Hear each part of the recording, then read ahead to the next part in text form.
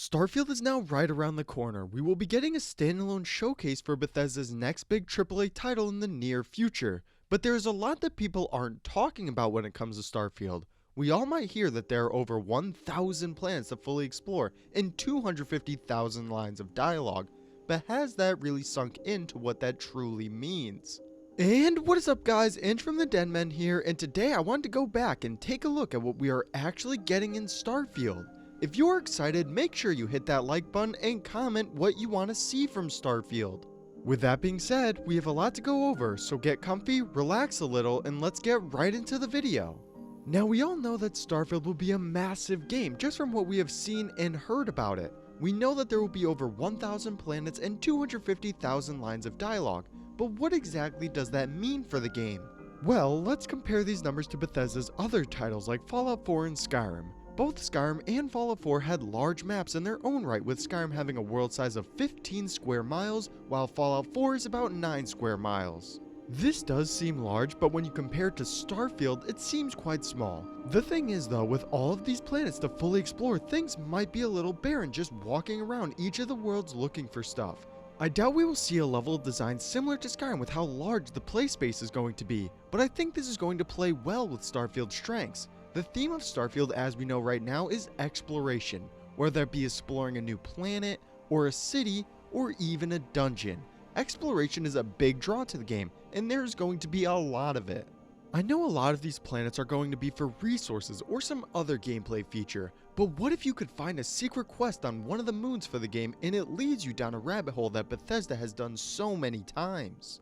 It's going to be moments like these that fully envelop you into the world of Starfield, and I can't wait to see what they have in store on this end.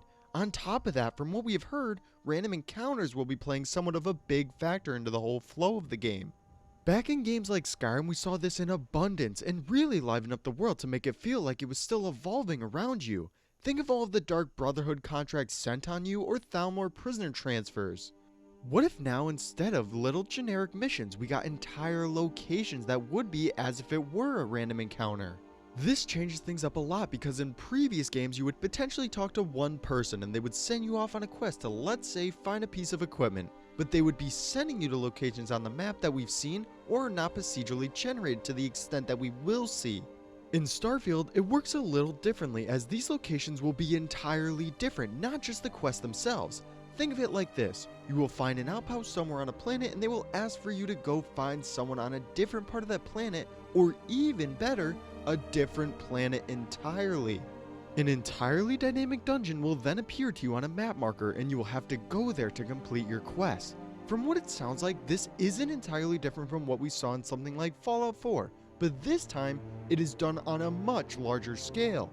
I'm not sure how I feel about this just yet, because to me the Radiant quests from Fallout 4 were on the weaker side of content in the game. Just from an outside looking in perspective, they are going with a more quantity over quality for random encounters in Starfield, but that is still left up for debate.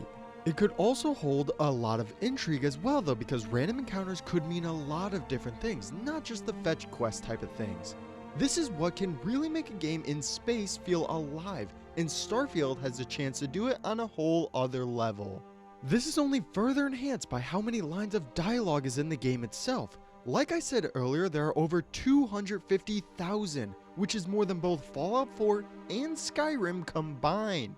What does that mean, you ask? Well, this could mean a lot of different things, all a positive for the game. For starters, this is a good indication that we will see more quests for Starfield. It is one thing for Skyrim to have 60,000 lines of dialogue and Fallout 4 to have 110,000, and then both have a wide variety of side quests and main ones alike. But when you near double that number, there is a good chance that we will see a lot more than both those games. Just think about all the possibilities we could be seeing. I don't think it has hit fans just yet on how much we will actually be seeing because of how they're marketing it, but it is definitely coming. Not only will we be seeing a ton of quests for Starfield, but also a lot of choices. Think about the many great games coming from Bethesda, and most of the time, the best moments are the ones where you have the choice on how things play out.